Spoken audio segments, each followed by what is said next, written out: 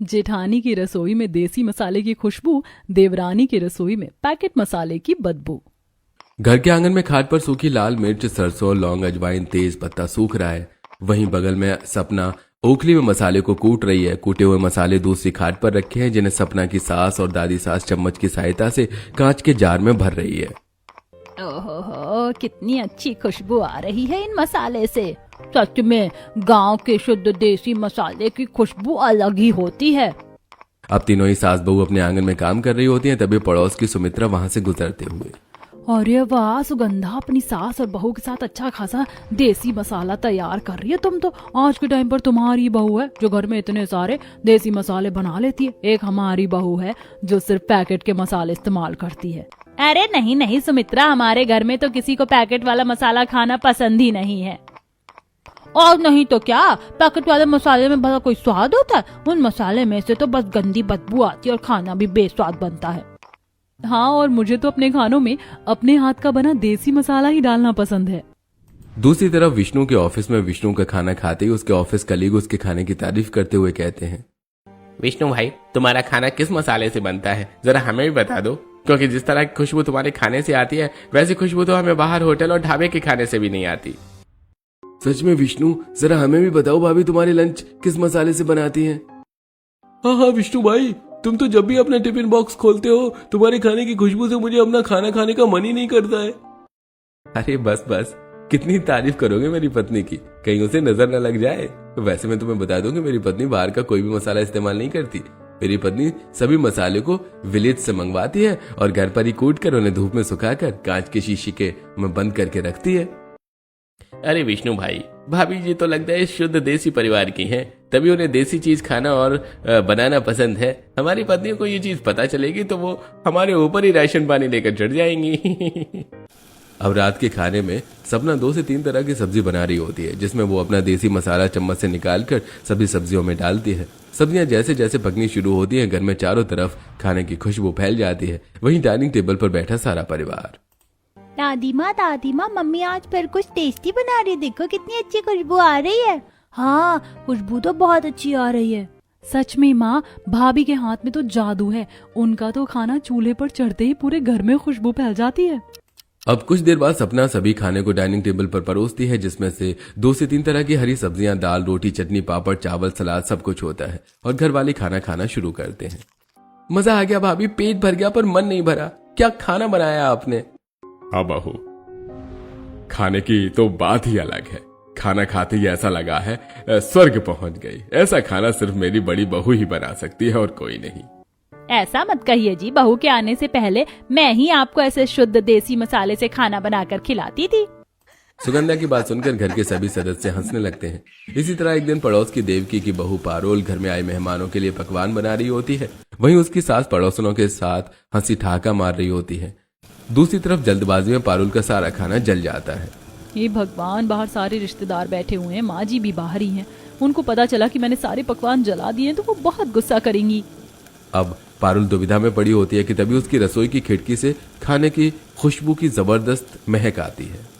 हे भगवान, तेरा लाख लाख शुक्र है, ये खाने की खुशबू तो सपना दीदी के घर से आ रही है। लगता है सपना दीदी ने आज फिर कुछ अच्छा बनाया। ये काम करती हूँ, पीछे के रास्ते से जाकर सपना दीदी से ही कुछ तड़कता भड़कता लेकर आ जाती हूँ। हाँ, यही ठीक रहेगा। अब पारुल चुपचाप घर के पीछे के रास्ते से सपना के घर आती है। अरे पारुल, तुम यहाँ अचानक, और तुम इतनी टेंशन में क्यों हो? क्या हुआ? सपना दीदी, आपने अभी छोले पूरी, राजमा, दाल मखनी, शाही पनीर बनाया ना, जरा थोड़ा थोड़ा मुझे भी दे दो ना। मेरे घर में कुछ मेहमान आए हैं और मेरा बनाया हुआ सारा खाना जल्दबाजी में जल गया। 1 सेकंड पारुल, तुम्हें कैसे पता कि मैं ये सारी चीज बनाकर बैठी हूँ अपने घर में? सपना दीदी, आपको नहीं पता, पर आपके खाने की खुशबू से पूरा मोहल्ला समझ जाता है कि आप क्या बना रही हो आज। शायद ये सब आपके मसालों का कमाल है। तुम ठीक कह रही हो, मैं अपने खाने में देसी मसाले का इस्तेमाल करती हूँ। अच्छा रुको, मैं तुम्हें खाना ला कर देती हूँ। अब रसोई में आकर 4 से 5 कटोरी में सपना दाल मखनी, मटर पनीर, छोले, राजमा, रोटी, चावल सब कुछ भरकर पारुल के हाथ में लाकर देती है। पारुल उन सभी खानों को रिश्तेदारों को खिलाती है। अरे वाह बहू, तुमने तो खाना बहुत स्वादिष्ट बनाया, कितनी अच्छी खुशबू आ रही है खानों से। कौन सा मसाला डाला इसमें? हाँ बहू बताओ, क्या क्या डाला है इस खाने में जो खाने से इतनी अच्छी खुशबू आ रही है, और खाने की रंगत भी काफी ज्यादा जबरदस्त है। खाकर मजा आ गया। पारुल घबराते हुए धीमी आवाज में कहती है, जी बस हाथों का कमाल है, सबके हाथों का स्वाद अलग होता है ना, इसीलिए आपको हमारे घर का खाना थोड़ा ज्यादा अच्छा लग रहा है। अब सभी लोग खाना खाकर और खाने की तारीफ करके वहां से चले जाते हैं। वहीं पारुल बर्तन रिटर्न करने जब जाती है तो भर भर कर सपना की तारीफ करती है। सपना को यह सब सुनकर बहुत खुशी होती है। इसी तरह कुछ हफ्ते गुजरते हैं। आसपास के लोग सपना के हाथ के खाने की और मसालों की बहुत तारीफ करते हैं। वहीं सपना हर हफ्ते आंगन में अपने देसी मसाले को धूप लगाती तो कभी उन्हें ओखली में कूटती। अब कुछ समय बाद घर के बड़े बेटे अंकित की शादी का फैसला करते हैं, लेकिन जब यह बात अंकित को पता चलती है तो वो घर वालों से कहता है, माँ आप मेरे लिए लड़की मत ढूंढिए, क्योंकि मैं अपनी पसंद की लड़की से शादी करना चाहता हूँ। मैं एक लड़की को पसंद करता हूँ और वो लड़की मेरे ऑफिस की ही है और काफी समझदार है। ऑफिस की है तो हमारे घर को तो संभाल लेगी ना, कहीं घर को भी ऑफिस ही ना बना दे। काम धंधा भी करेगी क्या शादी के बाद तेरी पसंद की बहू? हाँ दादाजी करेंगी, पर मैं उसे बोलूंगा कि वो घर से ही काम कर ले, ऑफिस न जाए। इससे आप लोगों को भी ज्यादा कोई दिक्कत नहीं होगी। हाँ देवर जी आप ठीक कह रहे हो। चलो अब जब सबकी रजामंदी हो ही गई है तो फिर अच्छा सा मुहूर्त निकलवा कर अब छोटे बेटे की शादी उसकी पसंद की लड़की से करवा ही देते हैं। अब सुगंधा अपने पति के साथ लड़की वालों के घर जाती है और रिश्ता फिक्स करके 3 से 4 हफ्ते के अंदर अपने छोटे बेटे की शादी पूरे विधि विधान के साथ करवा देती है। आइए देवरानी जी, इस कलश को गिराकर घर के अंदर प्रवेश कीजिए। अब सपना की देवरानी कलश गिराकर कुमकुम की थाल में पैर रखकर घर के अंदर प्रवेश करती है। चलिए भाभी अब आप आराम कर लीजिए, फिर कल आपकी पहली रसोई भी है। छोटी चाची मैं आपके साथ सोऊंगा आज। नहीं छोटी चाची आप मेरे साथ चलिए मेरे कमरे में। मेरे कमरे में ना बहुत सारे टॉयज हैं, आपको मजा आएगा उनके साथ खेलने में। बस करो तुम दोनों, बहुत परेशान कर लिया अपनी छोटी चाची को। चलो आराम करने, कल सुबह स्कूल नहीं जाना तुम दोनों को। देवरानी जी आप जाइए, ये दोनों ऐसे ही बदमाशियां करते रहेंगे वरना आपके साथ। जी जेठानी जी।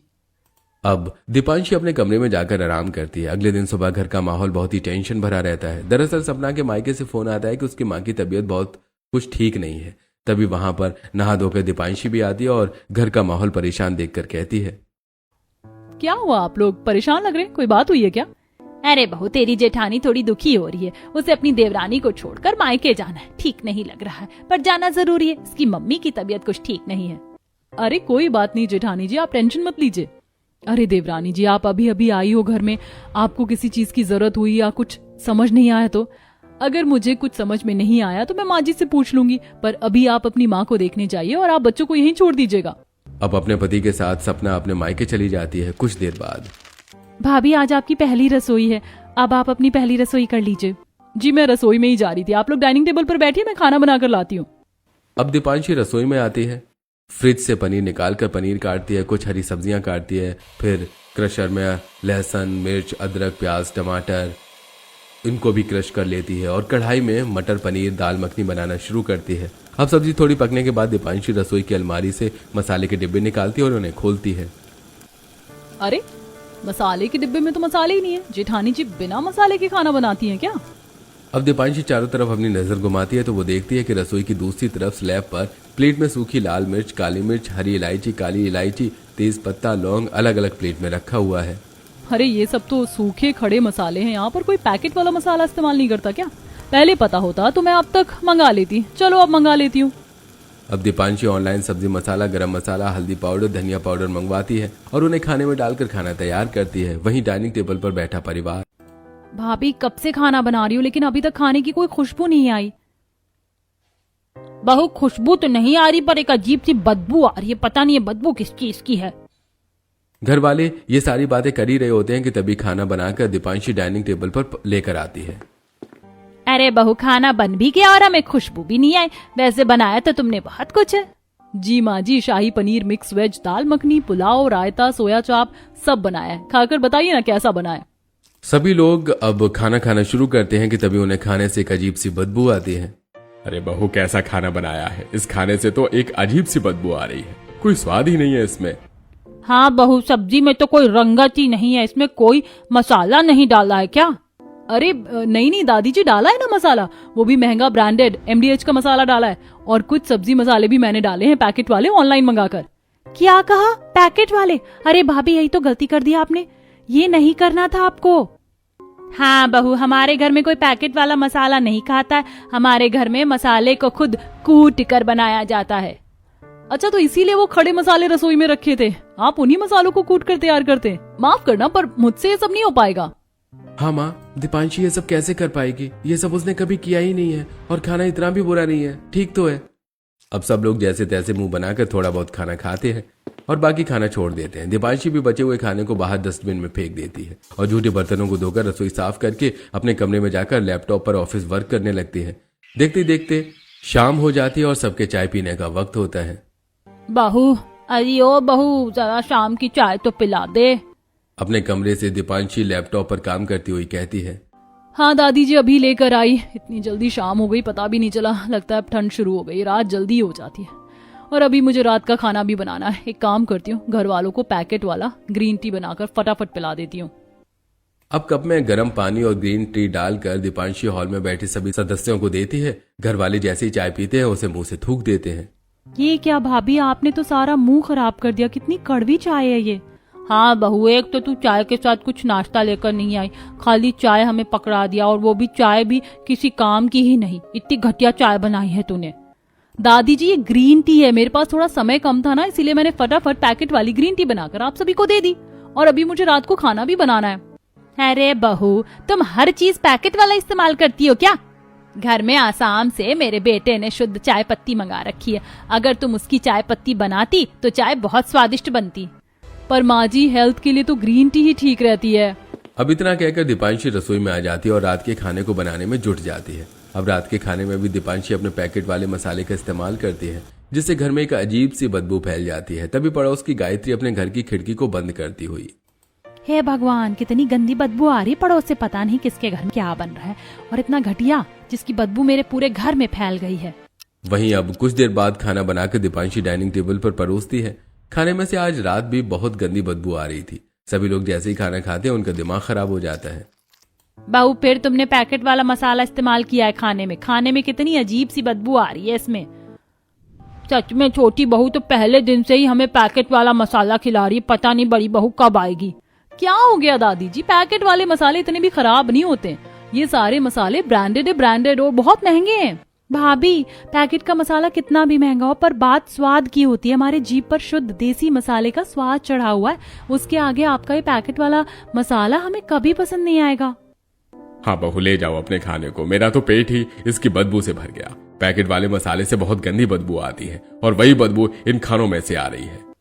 दादी मम्मी कब आएंगी? छोटी चाची का खाना अच्छा नहीं है। हाँ दादी, मुझे मम्मी के हाथ का खाना खाना है। बड़े तो बड़े, जेठानी जी के बच्चे भी फरमाइश करने से बाज नहीं आ रहे हैं। अब सभी लोग मुंह बनाकर चले जाते हैं। इसी तरह 2 दिन गुजरते हैं और एक दिन सुगंधा अपने घर के बाहर लगे छोटे मोटे फूल के पौधों में पानी डाल रही होती है। तभी पड़ोस की सुमित्रा वहां आकर, सुगंधा, तेरे घर में कुछ दिनों से खाना पीना नहीं बन रहा है क्या? अरे सुमित्रा, कौन सा भांग खाकर आई हो? अरे बिना खाना खाए भला कोई रह सकता है घर में? अरे नहीं, वो बात यह थी कि कुछ दिनों से तुम्हारे घर से खाने की खुशबू नहीं आ रही, इसीलिए मैंने सोचा पूछ लूं। क्या बताऊं सुमित्रा, मेरी बड़ी बहू जो देसी मसाले इस्तेमाल करती थी वो अपने मायके गई हुई है, और उसकी देवरानी है जो सिर्फ पैकेट वाले मसाले इस्तेमाल करती है, जिसमें से खुशबू कम बदबू ज्यादा आती है। अब सुगंधा जहां ये सब बोल रही होती है, वहीं बालकनी में खड़ी दीपांशी ये सारी बातें सुन रही होती है। लगता है जेठानी जी के मसाले की तारीफ पूरे मोहल्ले भर में फैली हुई है। अब 2 से 3 दिन बाद सपना अपनी माँ की देखभाल करके घर वापस आ जाती है। भाभी, आप आ गई? अच्छा हुआ आप आ गई। आपको पता है, आपके जाने की वजह से एक दिन भी ठीक से अच्छा खाना नहीं खा पाई। हाँ मम्मी चाची बहुत बेकार खाना बनाती थी, उस खाने में से बदबू आती थी। नहीं बेटा, खाने की कभी इंसल्ट नहीं करते। खाना जो भी बनता है वो अच्छा ही होता है। दूर खड़ी दीपांशी, हे भगवान, जेठानी जी ने घर में कदम रखा नहीं कि उनके खाने और उनके मसाले की तारीफ होनी शुरू हो गई। अब दोपहर में हमेशा की तरह सपना घर के आंगन में खाट पर कुछ सूखे मसालों को सुखा रही होती है, तो कुछ मसालों को ओखली में कूट रही होती है। तभी वहां पर दीपांशी आ जाती है। ओ गॉड जेठानी जी, आप टेक्नोलॉजी के जमाने में स्मार्ट वर्क ना करके गवारों की तरह ओखली में मसाला पीस रही, और इसी मसाले की घर वाले इतनी तारीफ भी करते हैं। इससे अच्छा तो पैकेट वाला मसाला होता है। जेठानी जी, पैकेट फ्री होता है और समय भी बचता है। देवरानी जी, दादी सास के गांव में मसाले की खेती है, इसीलिए हम वहीं से मसाला इंपोर्ट करते हैं और घर में ही तैयार करते हैं। और ये तो सौभाग्य की बात है कि मसाला खुद से तैयार करते हैं, वरना तो प्रिजर्वेटिव मसाले काफी घटिया क्वालिटी के होते हैं। कई दिनों तक ये मसाले पैक्ड होते हैं, जो खाने की असली खुशबू और असली स्वाद को छीन लेते हैं। अरे जेठानी जी, लगता है आपको कुछ पता ही नहीं है। खैर आप कूटिए अपने मसाले, मैं जा रही हूँ मार्केट से ब्रांडेड पैकेट मसाले लाने। अब दीपांशी बड़े से मॉल में आकर महंगे महंगे ब्रांड के सब्जी मसाले खरीदती है। देखना जेठानी जी, अब मेरे इन महंगे ब्रांडेड पैकेट मसाले के आगे आपका वो देसी मसाला किसी को पसंद नहीं आएगा। दीपांशी अब अपने ब्रांडेड मसाला खरीदने के बाद भी अपनी जेठानी से काफी इनसिक्योर रहती है और अब इस इनसिक्योरिटी के कारण दीपांशी अब रसोई में जेठानी की गैर मौजूदगी में आकर उसका सारा देसी मसाला सिंक में फेंकने लगती है। सारे देसी मसाले फेंक दिए मैंने अपनी जेठानी जी के। बड़ी ही मेहनत से बनाया था ना उन्होंने आज इन देसी मसालों को। अब मैं इनके देसी मसालों के डिब्बे में पैकेट वाला एक्सपायर मसाला भरूंगी, फिर देखूंगी घर वालों को इनका खाना कैसे अच्छा लगता है। अब दीपांशी पैकेट वाला एक्सपायर्ड मसाला डिब्बे में भर कर रख देती है। कुछ देर बाद रात का खाना बनाने के लिए सपना रसोई में आती है। सपना 2 से 3 तरह की हरी सब्जियों को काटकर गैस पर उन्हें बनाना शुरू करती है। सब्जी जैसे ही थोड़ी बहुत पकती है, सपना देसी मसाले का डिब्बा खोलती है सब्जी में डालने के लिए कि तभी मसाले से सपना को एक अजीब सी बदबू आती है। हाय राम, ये मेरे देसी मसाले से इतनी गंदी बदबू क्यों आ रही है? आज से पहले तो ऐसी बदबू कभी नहीं आई। सपना एक बार और मसाले को अच्छे से सूंघती है और वो समझ जाती है कि ये मसाला उसका है ही नहीं। मैं समझ गई, ये सब कुछ देवरानी जी ने किया है, पर कोई बात नहीं, मेरे पास और एडवांस मेरे देसी मसाले रखे हुए हैं। अब रसोई के दूसरे कैबिनेट को खोलकर सपना देसी मसाला निकालती है और उन्हें सब्जी में डालकर खाना बनाना शुरू करती है और कुछ देर बाद डाइनिंग टेबल पर परोसती है। सभी लोग खाना खाते हैं और भर भर कर सपना की तारीफ करते हैं। वाह भाई वाह, मजा आ गया, खाना क्या बनाया है। अब जाकर आत्मा को तृप्ति मिली बहू तेरे हाथ के देसी मसाले के खाने को खाकर। हाँ भाभी, आज लग रहा है कि पेट में कुछ दाना पानी गया है। हाँ मम्मी, आज मैं भी पेट भरकर खाना खा पा रहा हूँ। ऐसा कैसे हो सकता है? ये लोग जेठानी जी की तारीफ कर रहे हैं, पर मैंने तो उनके मसालों के डिब्बों में एक्सपायर मसाला डाला था। लगता है देवरानी जी गहरी सोच में चली गई हैं कि उनकी इतनी साजिशों के बाद भी घर वालों को मेरा खाना क्यों पसंद आ रहा है।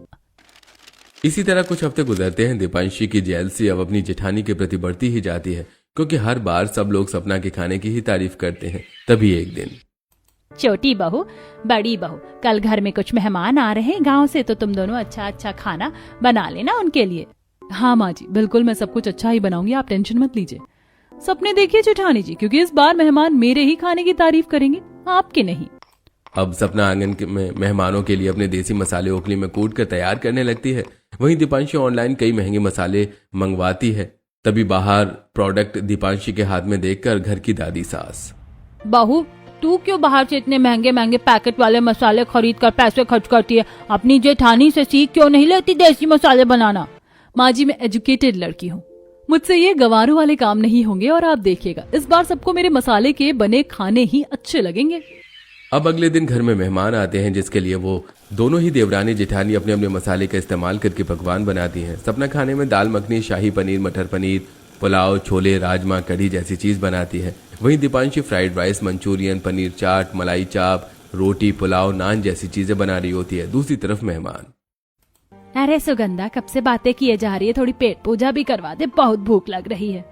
हाँ, अब तो पेट में चूहे कूद रहे हैं। 2 बहू है तेरी, लेकिन फिर भी अब तक खाना नहीं लगाया हमारा किसी ने। लगता है दोनों बहू अपने अपने काम में बिजी हैं।